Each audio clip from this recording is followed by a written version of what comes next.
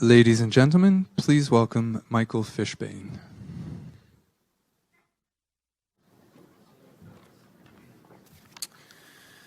Good afternoon, everyone. It's my pleasure to introduce this session entitled Building Local Support, Getting to Yes, which is sponsored by John Lang. Every successful project plans to bring benefits to local communities, but at what cost? What is the new normal of collaboration between owners, project companies, and communities? At John Lang, having invested in over 130 projects globally in our company's lifetime, our experience certainly bears out that a highly collaborative approach with project owners and with communities surrounding projects bears fruit and makes for highly successful projects. I'd like to introduce our moderator this afternoon, David Morley, who serves as the Senior Vice President of Business Strategy and Communications with Infrastructure Ontario. In addition to his role with IO, David also serves on the boards of directors of the Ontario Construction Secretariat and Skills Canada. He's advised on infrastructure and economic development initiatives with community leaders like the Toronto Region Board of Trade, the Ontario Chamber of Commerce, and Civic Action.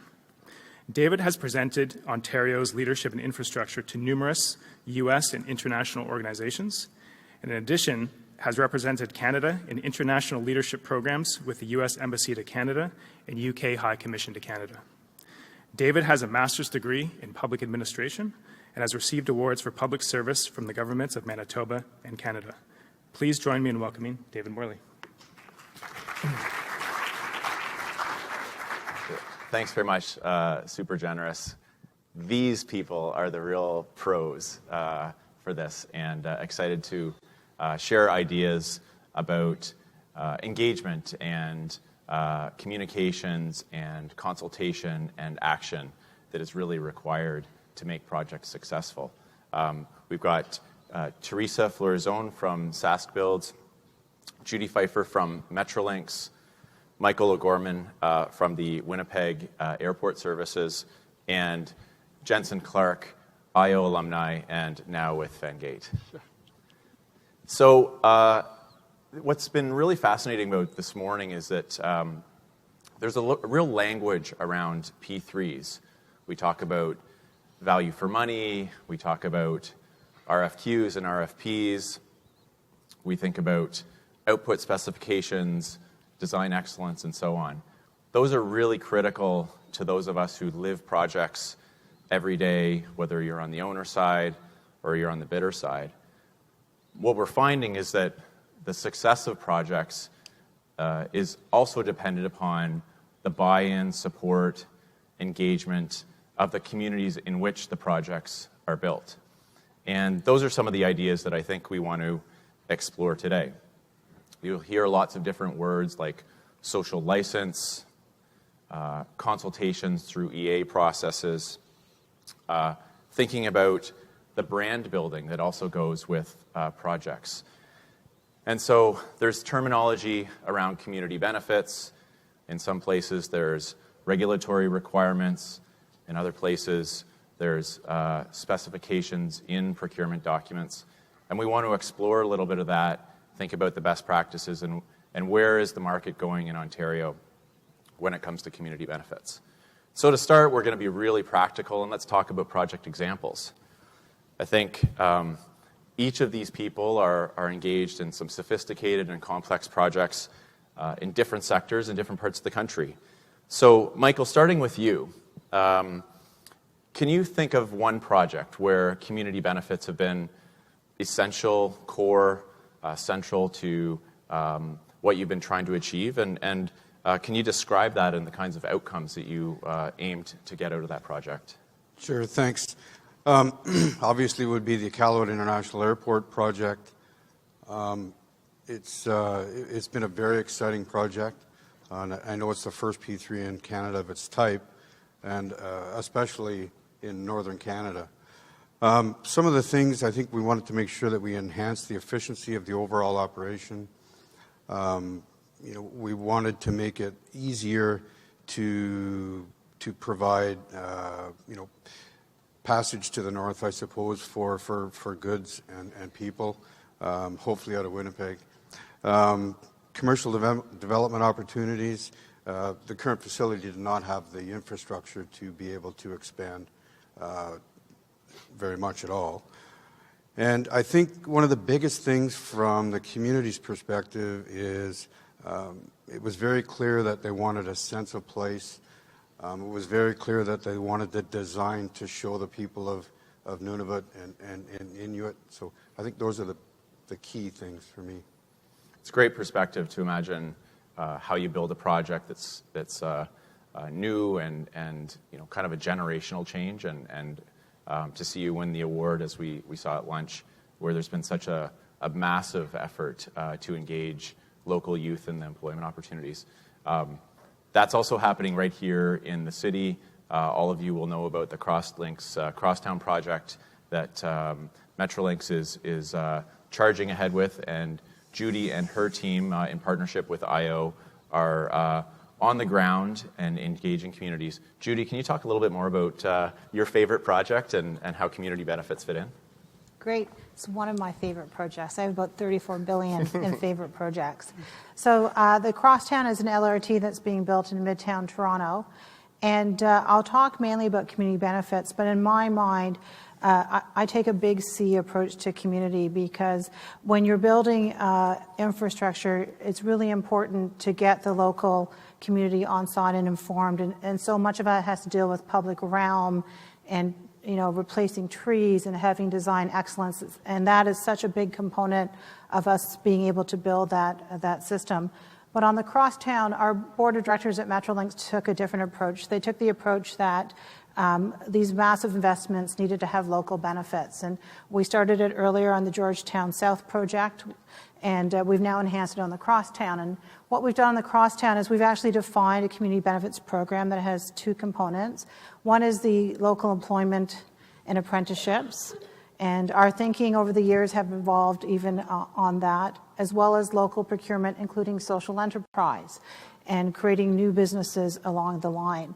And it's been an exciting and a little bit scary process to go through, doing it all in real time with many eyeballs watching. But it is the template we will use for all of our other LRT projects and Regional Express Rail. And just to think about kind of the objective there, I know that there's been special effort on a declaration and a target that's been established following procurement. Do you want to just expand on that a little bit? Sure. So when we actually put our framework together, it was done in consultation with the United Way, a private foundation, and trade unions. And we thought we, a couple of years ago, had a really great, solid framework. That framework became the basis of the RFP and then the contract with Crosslinx. But what we found as we got deeper into it is that we need to be more specific, i.e. you need to be able to say how many people have you hired, what are the results. So we got into a very interesting conversation about how do you define targets without using the T word. How do you get into an aspirational type of approach? And so we were very fortunate with Metrolinx, the community, and a willing partner in Crosslinx to come up with some wording called, we call it aspirational targets, where we try to identify what does success look like. In our case, it's 10% of all trade working hours go to disadvantaged groups. That's how we define aspirational. And everybody played a role in coming to that consensus decision. That's great. So, Teresa, let's think about your projects now. And can you pick one that stands out for you? What asset class or sector is it in? And how does the idea of engagement, community involvement, community benefits play part in that project? Sure.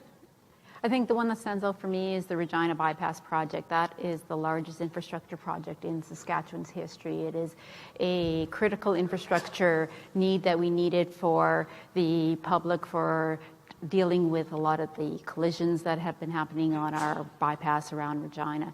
And with that, we are not only just saving lives, which is really critical to the high collision area, but we're also having economic benefits there where we're including supplier engagement. We've done a lot of work on the job opportunities and the training opportunities.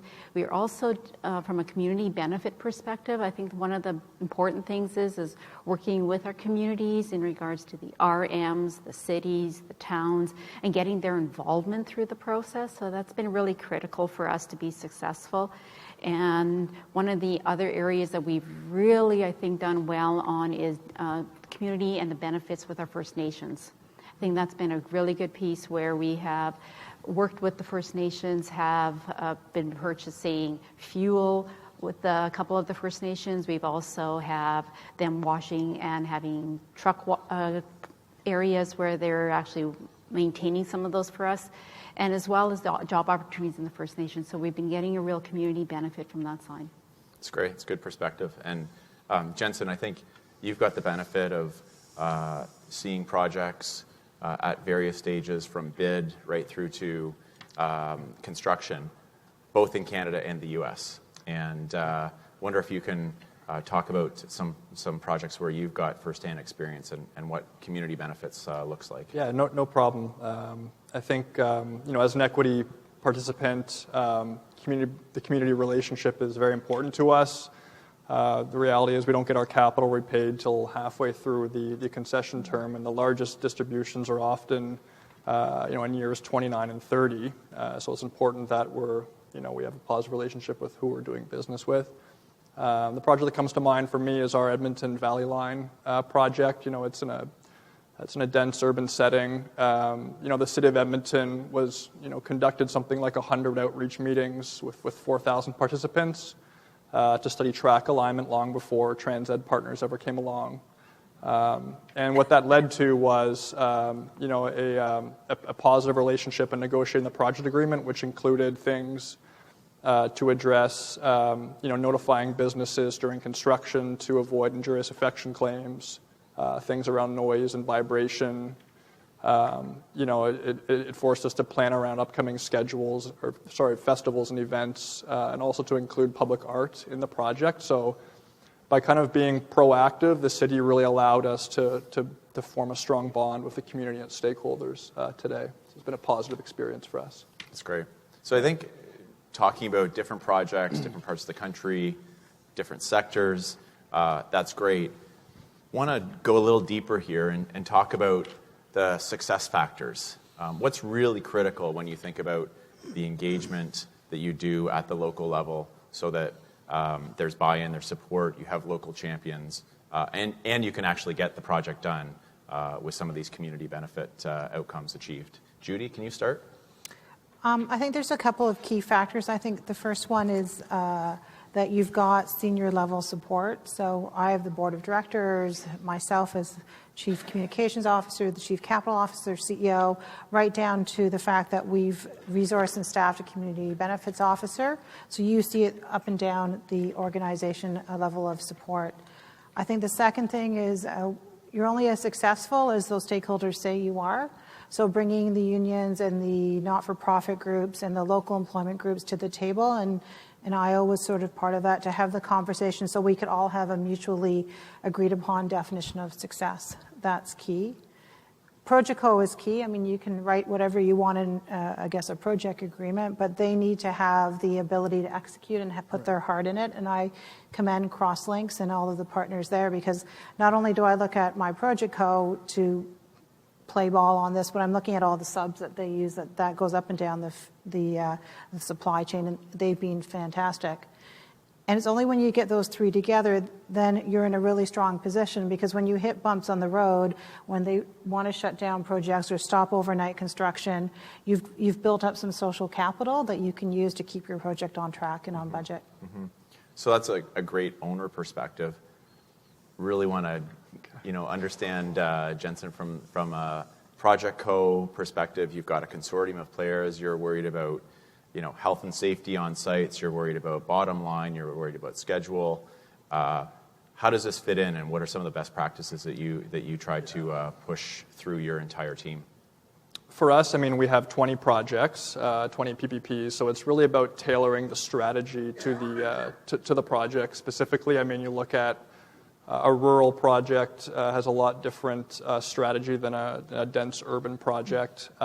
So from a communications perspective, for instance, I think you look at a rural project, you have kind of dispersed stakeholders, you have indigenous peoples, could you have some religious groups and some sparse residents. We find that you can staff Project-Co to interact with these groups personally and also through email. In a dense urban environment, there's just too many people. So you have to supplement that strategy with, social media and a website and other things. And then the staffing up project has to be a lot different. So in a rural setting, we've historically just had maybe one person. But in, say, an urban environment, like our Edmonton project, we had to hire an external firm called Focused Communications. And we have 6 people working on that. So it really, it's tailoring the strategy is the most important thing in our mind to the project. That's great. And Teresa, you started to talk about some of the engagement of First Nations, Indigenous communities. That was obviously a driving theme this morning with the minister, and will be increasingly important if there's to be more projects. Can you expand on that a little bit? Sure. I think from our bypass project and it's with our First Nations as well as our cities, our rural municipalities and so on, we've done a lot of engagement from the early stages, from the procurement right into the design and construction portions, where we've had the engagement of our first responders as well as our RCMP, our fire. We got them all involved through that process so that way we have access and egress, U-turn requirements built into our project. We also had a lot of engagement with our municipalities in regards to the requirements with their paths, so that way is there an access requirement to our First Nations, roadways for their Gaza locations that we're talking about, as well as some of the things that we've done really well on the highways. They worked with between the ministry, between the actual areas of their, I would say their partners in the area of I was just going to come here with the developers, sorry. So that way they can develop the areas around where our bypass is going. And it was critical because our highways is 58 kilometers of 4-lane construction, which if you really think about it, it is from Vancouver to Seattle as a one-way road. And with that, what happens is a lot of our partners were actually affected in our community. So it was a good way for them to be involved through that process and being collaborative through all of our discussions. That's great. So you've got a project that's, you're seeing the life cycle now. You're focused on operating this and carrying through the employment commitments particularly. Can we talk a little bit more about that and how you're kind of keeping a laser focus on the goal of 60%, is that right? Yes. Of employment. Yeah. Sure. I mean, just to clarify things and put things in a little bit of perspective, the project in Iqaluit, everyone kind of focuses on the terminal building, but it's much more than that. It's a maintenance garage, it's a fire hall, it's 3 new taxiways, it's a complete refurb of the asphalt. So, the competencies that we require to provide the FM and the life cycle is fairly substantial. We knew going into this right away that we had to think a little bit outside the box to make sure that we were on track to meet these targets. So the targets, and as you say, and as the minister mentioned this morning, was 20% at start and 60% at completion. I think that the community itself, all of us involved, have done a great job on Inuit employment and training, and I can say as of yesterday we're currently at 47%. Wow. So I think that's a great news story. That's great. Yeah. It's a great accomplishment. I just want to invite people to start sending in questions. We definitely want to hear from you and know what's on your mind and tap into the experience of the group on the stage. So please send in your questions. I think community benefits has been translated in particular to focus on apprenticeships, local employment, engagement of youth, and that I think has been really the driving force in a lot of communities. We've been fortunate. The economy is growing quite well. That has translated to jobs right through to others. There's others who are more concerned about demographic shift and particularly in the skilled trades, the future and the ability to actually implement all of these projects that are being brought to market. So can we go a little bit into the idea of apprenticeships, jobs, local engagement, and think about some of the challenges that you've experienced or some of the breakthroughs that you've made in particular to engage young people, youth at risk, to be more inclusive in these projects. Judy? So it's somewhat a difficult process because I often sort of say I build railroads. I don't know how to retool the education system to shape kids in high school getting into the trade. So the approach we've taken is when we did the community benefits agreement, the Ministry of Colleges and Universities signed the declaration with us. Because without them and the City of Toronto, we won't have an employment pipeline. And so we've clearly identified what the role is of colleges and universities in the ministry to help populate that pipeline. Then we also turn to the community to say, it's great that you want community benefits, but you have to help us access those communities, inform and engage. And they've done a tremendous job having open houses. But it's a work in progress, and so far it's working out well. I just want to go to Michael's point. I think people get excited about the construction on Crosstown, but the Crosstown will be opening in a couple of years. To me, I'm looking at the 30-year maintenance deal. That's where you can have significant long-term change, as opposed to, you only need this trade for this period of time during construction. That's a great point. Would you like to add anything on the apprenticeship and job creation? Yeah, I totally agree. I mean, I think the PPP brings a different aspect of employment. I mean, we can look for folks now that want a career. We can offer them a 30-year career. It's not a 2-year contract any longer where there's a contractor in place. And, it's very hard in those situations to develop a person, because not knowing if you have the contract in 2 years, they're going to go on to something else. So it makes it difficult. So I think this is a great opportunity to help local folks and Inuit as far as we go in Nunavut. That's great. How about you, Teresa? I think from our bypass project alone, like 12,000 jobs are going to be created through that job from a local perspective, 8,200 just in our construction alone. But that 30-year concession period, I think, is really critical for local supply, and I think that's very important for Saskatchewan. And we have, on our SHMB project, on our First Nations, we have a 17% First Nations enrollment there as well. So we do think First Nations and employment is really important on these. That's great. And Jensen, when you're thinking about the supply of skilled trades and the contractors that you're going to need on a project, that's the ability on the ground to get things done. But there's an element here where it actually connects back to the brand of the consortium, the credibility that you have as Project Co. So how does creating opportunities for employment at the local level resonate with you at headquarters when you're thinking about projects that you're bidding on or that you own for the next 30 years? Yeah, it's a great point, and we've been looking at new states and some new provinces even, and it's funny, the battles of PPP, in my opinion, are won and lost in the small dusty offices that nobody it's the sub that people don't know about that you can wrap up, or it's the local advisor. That's where a lot of the magic comes from.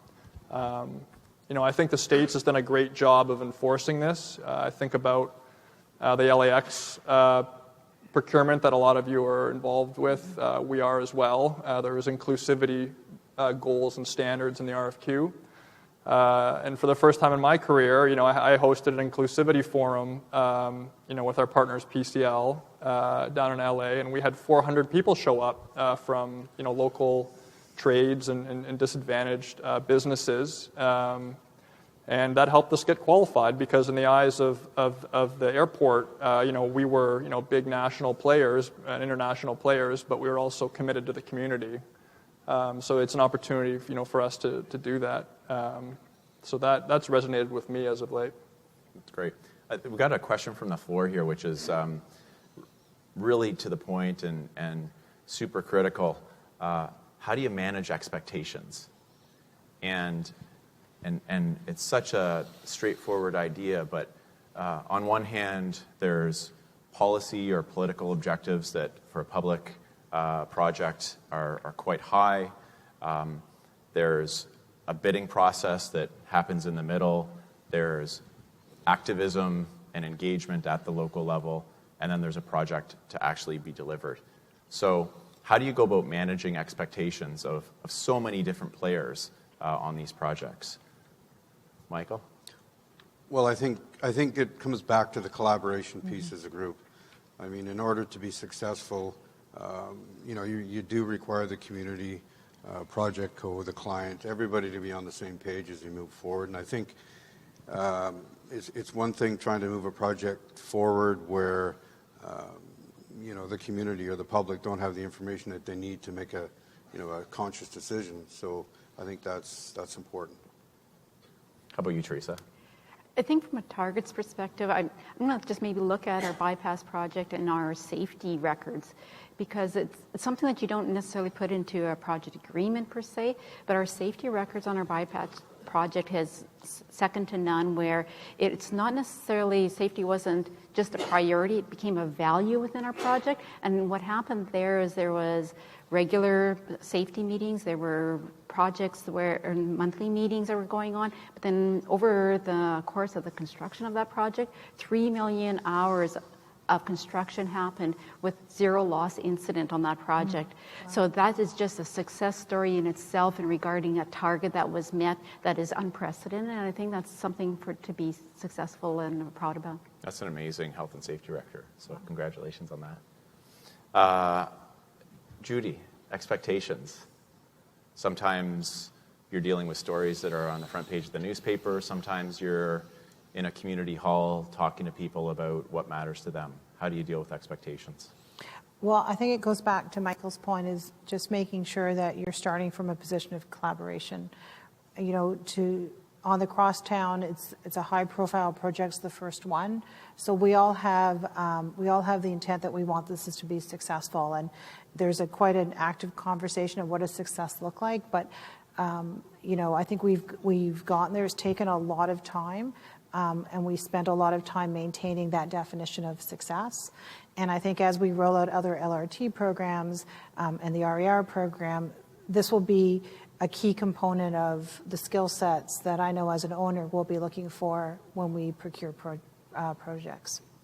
That's super helpful, and maybe we'll take this to a bit more of a edgy discussion. Some people like to advocate for really hard, strong procurement commitments, that there should be plans submitted during the RFQ or RFP stage, that there should be clear targets that are real stretch targets, that there should be hard penalties if those are not achieved during construction and the life cycle of the project. Others want to see success, have an aspirational, collaborative approach, want to see pilot projects prove the concept of community engagement, community benefits. And so, Jensen, I wonder what you think when you look at the Canadian market. What's appropriate for the pipeline that we have for the types of projects that we're bringing to market? What's your preference?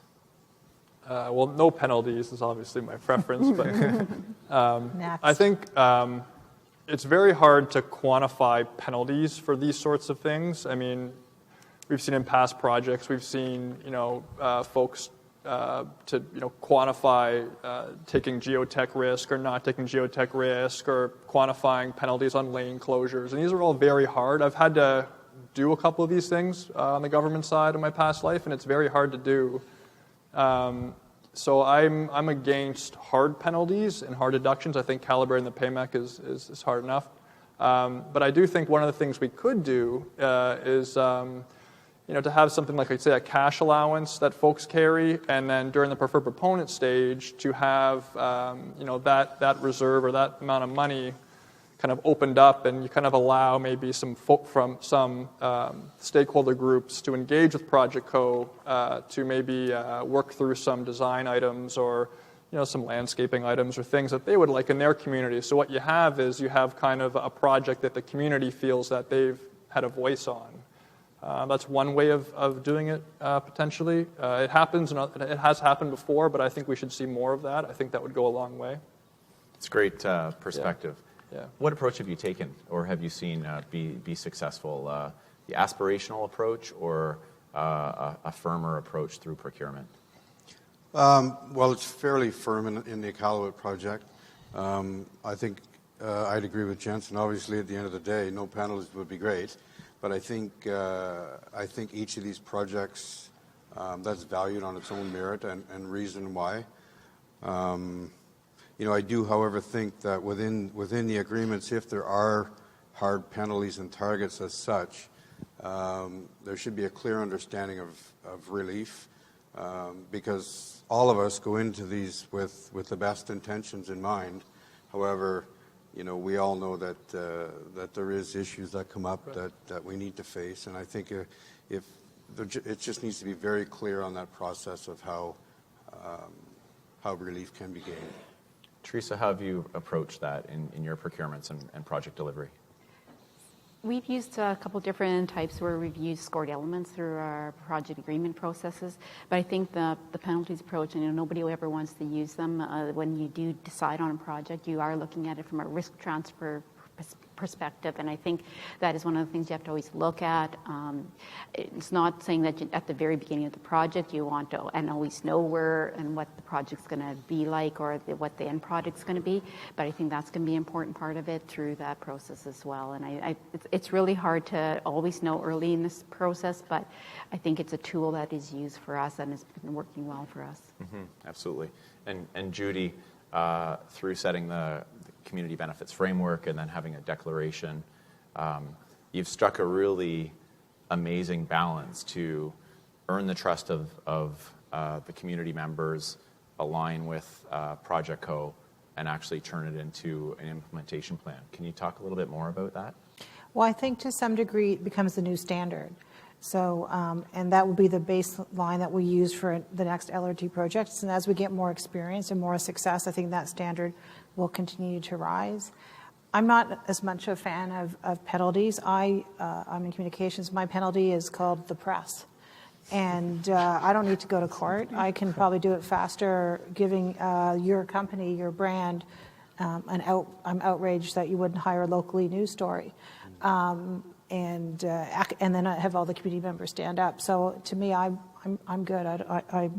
But the one thing I want to sort of challenge folks here, if you want to be edgy, if you look at this P3 conference, which I'm coming to for the first time, you kind of don't look like the city I live in. And if I look even at the gender, part of this whole process is to be disruptive, is to change the way we're doing business, to give back to the communities that we impact. So, and I'm pretty comfortable being disruptive and that way, and it's a culture change for Project Co's and others, but I think you can get there in a way that is done inclusively, that everybody's set up for success, but part of this conversation is going to make you feel uncomfortable, and I'm kind of okay with that. So let's go with disruption then for a little bit. When we think about a year from now, coming back to the conference, and there'll be new pipelines of projects, there'll be more awards. Should there be an award for community engagement, community benefits that are delivered?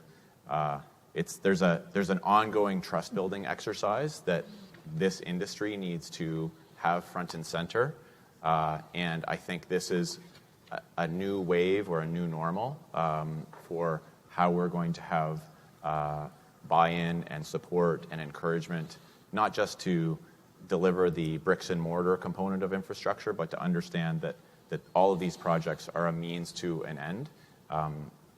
Words like inclusion, like economic opportunity, neighborhood improvement, local economic development.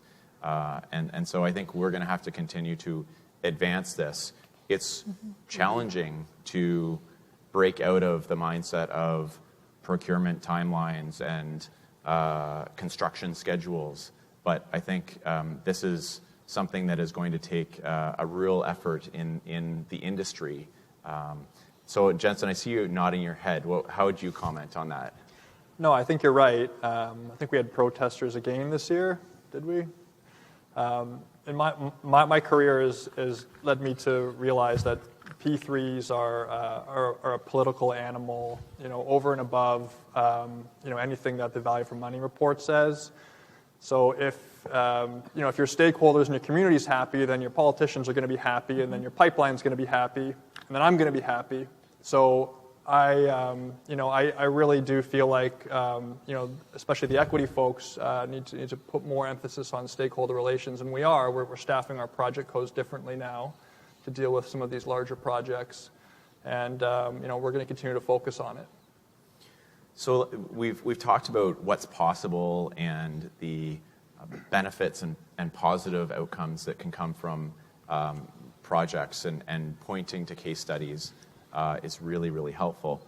I think it's also got to be an honest discussion to say it's not that easy. There are failures, there are setbacks. And so I wonder if we can, kind of go into our stories and pull out something. How did you overcome an obstacle when it came to a community, opposition, lack of buy-in that really put the project at risk? And what was that, and how did you break through it? Well, I'll start. You're never going to get 100%. Sort of like a family dinner. There's always going to be that one member of the family that sort of stands out, but that's okay. You have to recognize them. You have to give them a platform, as much at times where it's the most frustrating experience, but that's the nature of the beast, and you have to hope that your project has enough merit that you're able to respond back to the community needs. So I was recently told a story that some homeowner, the bus stop got moved, and now everybody's standing on the retaining wall. They want a bench. I don't want to hear from a project co, it's not in the budget, can't give you a bench. Really? Come on. It's all those little things to be able to hear and say back to the community that you're listening, whether it's giving them a station or giving them better public realm. Because appreciate they're living with this every single day. They're living with the operations. You're coming in, you're building, and you're leaving. And so just being able to listen and to be able to demonstrate back to the community you've heard them and demonstrate how you've heard them. How about you, Michael? Sorry. What kind of challenge have you overcome or roadblock in a project, and how did you break through it to get more buy-in from the community? I guess fortunately, from my point of view with the Iqaluit project, is airports obviously is the only way in and out. So the buy-in for that type of infrastructure is probably a little bit easier than others. There is no road access to Iqaluit. So we did spend a lot of time early on having town meetings such as like this with the appropriate people in the room. Invited people in to have a coffee and a sandwich and ask questions. And I think that, I keep going back to that, I know, but I think especially in a small community, that's very important. How about you, Teresa? I think that's what happened with our bypass project.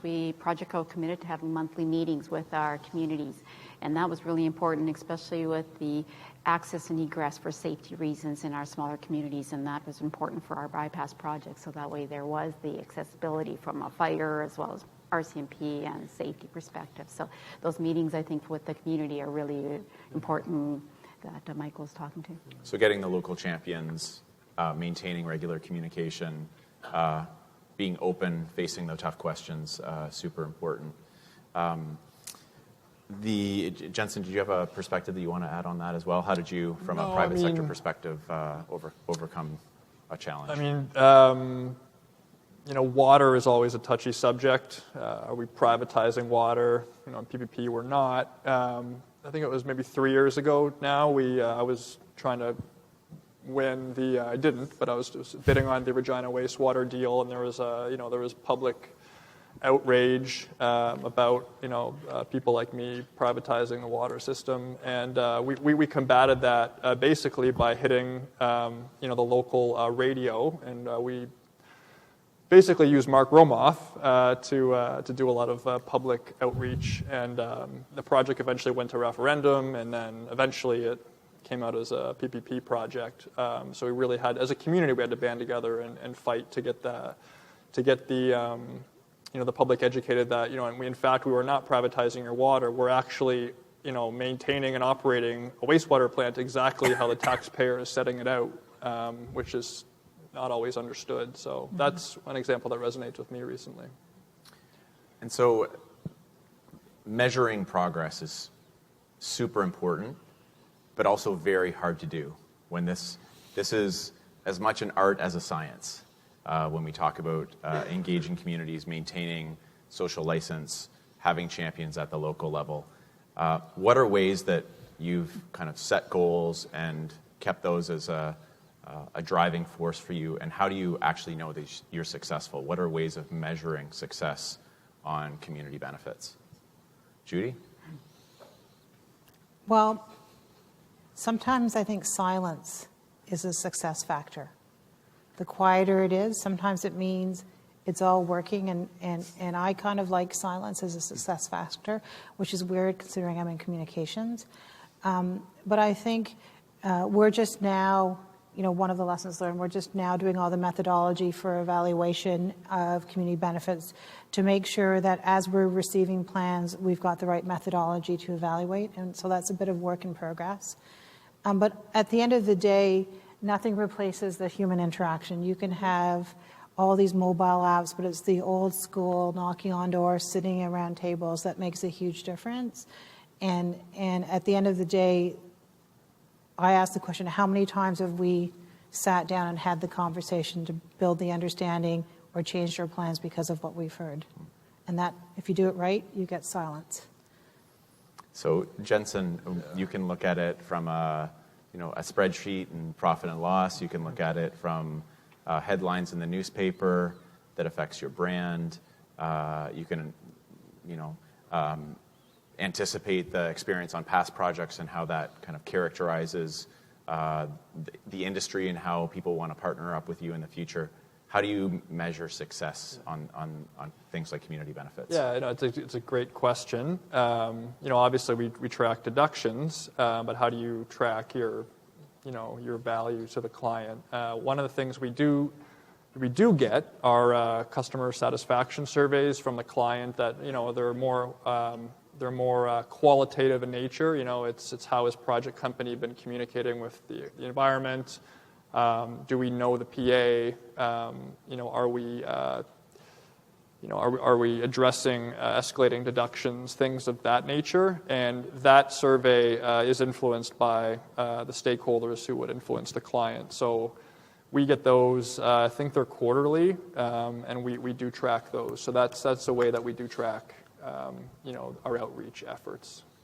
And Teresa, do you have monitoring and tracking reporting requirements as well? So we haven't formally actually tracked our community employment benefits, but we're just working collaboratively with the stakeholders and stuff. I think that's been a key for us, so that way we actually satisfy their needs. So that it's more of a communication perspective that Judy was talking about. But I think one of the things that we're looking forward to is the forward tracking of community employment benefits, as people know with the federal program that's coming with the phase 2 of the program Investing in Canada plan, that we are hoping from a benchmark measuring and reporting piece that we can also have some standardization through the community employment benefits tracking as well. Interesting idea. I don't think there is a clear standard. There's not a template. There's not a form that exists. Obviously, project by project, you have to deal with things in a quite tailored, specific way. But if we get to a place where there's a baseline of expectation around the best practices, that might be really helpful. Mm-hmm. How about you? Are there ways that you track and measure and report progress that you're making? Well, I think from an airport perspective, we are in the customer service business. That's just the way it is.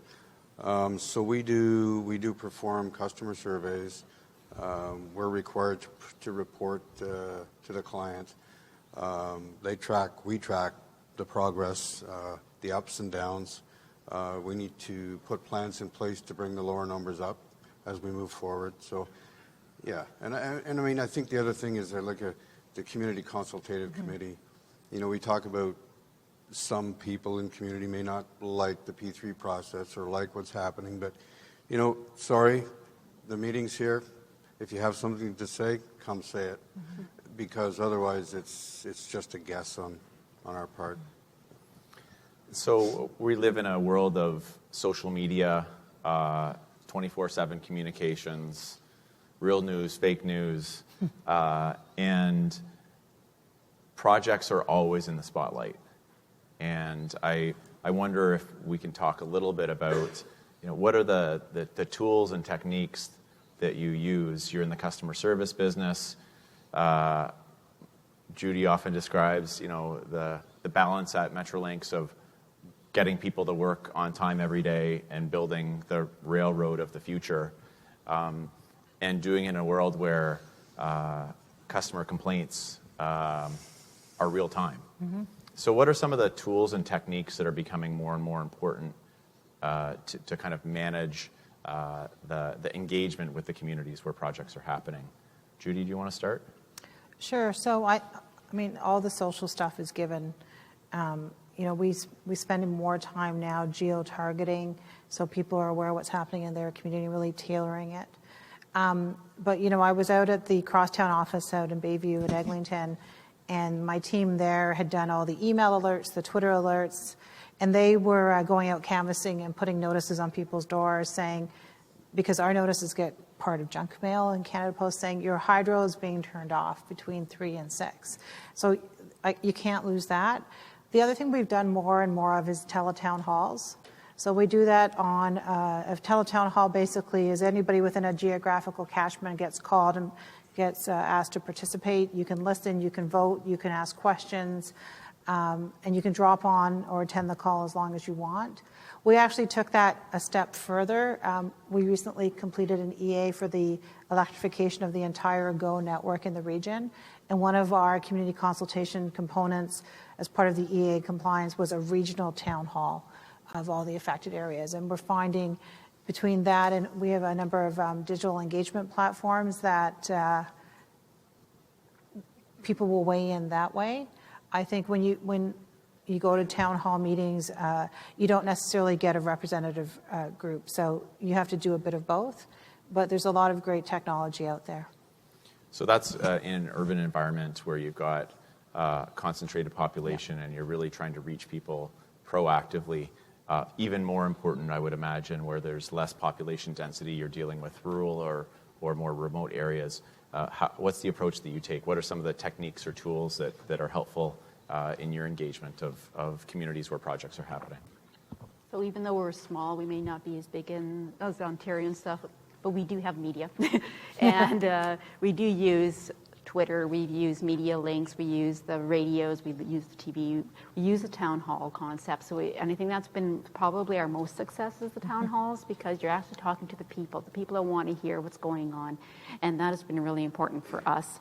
The other way we do things is actually just to put things on our website and put links to it, and I think that's worked out really well. We put posters up, and those are a few of the key communication processes. We also get our ministers out there talking about the project and to be advocates of what's going on. Which is a great point. Obviously, whether it's a P3 AFP model or a traditional model, having the champion within the government is super important to ensure that they're well-versed and an advocate for the success that can be achieved in a project. Michael, how about you? Any perspective on tools and techniques to reach your customers who are flying in out of the airport? A snowmobile. No, it's actually, for as small as Iqaluit is, you'd be amazed, Facebook is everywhere. So, I mean, we use Facebook, we use a community radio station. You know, it's particularly if there's going to be something come about that's going to impact the customer or the community. So we use a lot of local television station, that kind of thing. Canada's quite unique just in terms of our use of social media, of mobile apps. We're huge consumers of video. That's a more engaging approach to telling a story. And at Infrastructure Ontario, we've made a big boost as much as you can inside of the public service to really charge ahead with 50 project videos to try and engage using social media to try and attract talent. We're in a very competitive environment for good people and using LinkedIn that way. So Jensen, I wonder, when you think about the different ways that partners in your consortium are presenting the brand, telling the story, showcasing successes, how do you approach that? What tools and techniques do you use? Well, really, it's just to echo what's been said already. I mean, for dense urban projects, you kind of have to do everything, right? There's just a lot of people. And what we try to do is, we've got the social media aspect, we've got the public outreach in the town halls. What we try to do is on our website is to publish and put, success stories on it. I would say, on our Edmonton project, for instance, we've been working through relocating a cultural icon of the Harbin Gates, so keeping people informed of where this is going, and eventually, promoting where it lands and how, we've kind of led the charge in successfully transitioning that icon is a success story. In the same neighborhood, we ensured that a lot of the cultural plants and landscaping was incorporated into the area that the LRT would affect. So we had an article published there about that. So it's just keeping the public inundated with success stories. It kind of gives you a better vibe. It's great. There's a couple of questions here from the floor, kind of the contrasting ideas of how do you continue to engage people, sustain that, maintain it over time, do it in a way that's relevant, that people stay tuned in, but at the same time, how do you maintain a determination to not let misinformation and myths take hold for groups that oppose? So I wonder if there's a point of view on how do you keep those who are supportive tuned in, and how do you relentlessly engage those that opposed to kind of keep an eye on what you're trying to achieve in your projects. Any thoughts there? I think from our perspective, it would be being honest, open, transparent all the way through the process. Mm-hmm. So you're always telling the true facts. So that way the people that want to hear about it, you're telling the true story and giving that related information. So as long as you stay true, I think that's the important part of relaying communication. Judy? I think you always have to demonstrate transparency and put all the information out and demonstrate you've put the information out. And then you need a combination of open houses where anybody can drop in. And but then we have structured community advisory committees and business advisory committees that have a bit more of a different relationship. They've committed a bit more to the project, and together, when you put the three together, you're able to sustain the information flow. But I think, to some degree, there is fatigue. The crosstown's been, being under construction for a couple of years. There was the pre-planning. We're seeing fewer and fewer people coming to our open houses. We think it's because people are getting comfortable and they're informed, but we're never quite sure. So we have the citizens committee, the business committee, the emails, just to make sure we're not getting lazy, because you don't want the surprise. I don't think I can add much to that. I think it's fairly consistent across the board. I think one thing to kind of consider is the negative side, or the naysayers. It's important to deal with it now, not later. Good or bad, I think it's, Jensen, maybe I'll take this question a little bit of a different way, given that you work so much in Canada and the U.S., and really zone in on P3s and AFPs. What's your read of support or buy-in for this approach to delivering projects? Is it growing? Is there as much interest outside of the room as there is inside of this room, openness to using P3s going forward?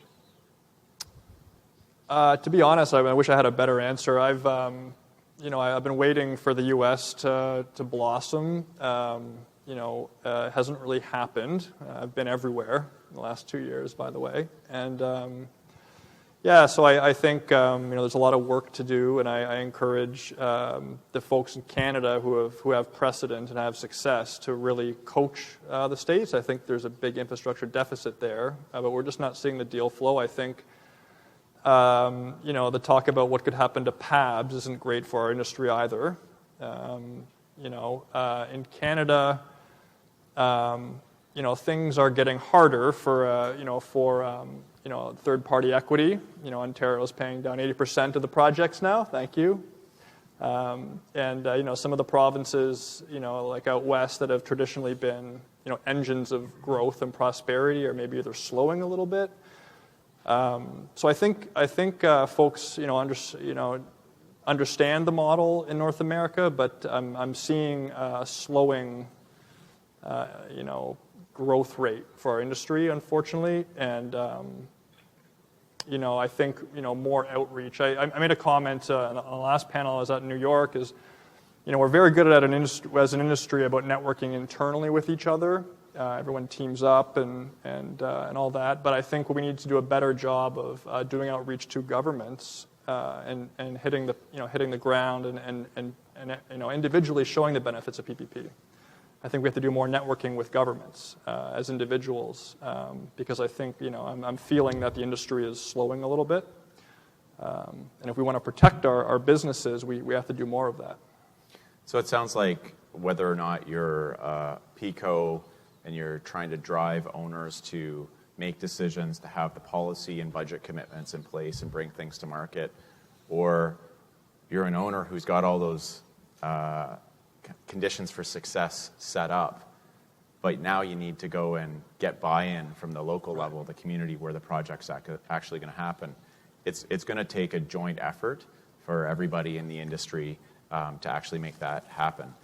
Just to close here, I wonder if we could each go through and pick out what would be one key takeaway, whether it's a next step, a key action item, or kind of a hope that you have for what we're going to do in the P3 space around community benefits going forward. Teresa? Sure. I think collaboration, I think I've talked about it a little bit, is going to be really important on all projects going forward, and the importance of bringing this into the community employment benefits as that whole concept and having more success stories for the next year. Jensen, how about you? In the coming, I think, as Fengate, as equity, we're really going to be focusing on staffing Project Co to handle stakeholder relations. We're just going through the construction of our first very complicated civil project in Edmonton, and we're learning that it is really important. So at a project company level, we're definitely going to staff a little heavier going forward. Michael, what's one takeaway? I guess community engagement doesn't stop after service commencement. The big thing for me, I think, when you first move into the project, we need to consider the consortium from a perspective of employment. I mean, it's no good to try to start at service commencement if you've got Inuit targets to meet. You need to start at day one. Make sure that the design builder has those competencies on board that can transfer over to the service provider after the fact, because otherwise you'll be behind the eight ball. Mm-hmm. And I always like to give the last word to Judy. Well, I don't think it's going to go away. I think the commitment for community benefits, community engagement will only increase and get more profile. So I'm excited to hear that you're building capacity, because it is, just like finance and accounting, it is a skill set to work with community organizations and work with stakeholders to understand and be able to listen and translate that into an operation. So I think this is your new normal. Great. Thank you very much. I appreciate your interest and look forward to working with you on community benefits. Thank you. Can you take a picture of that? Yeah, that was good. Yeah, good job. Take a picture of that.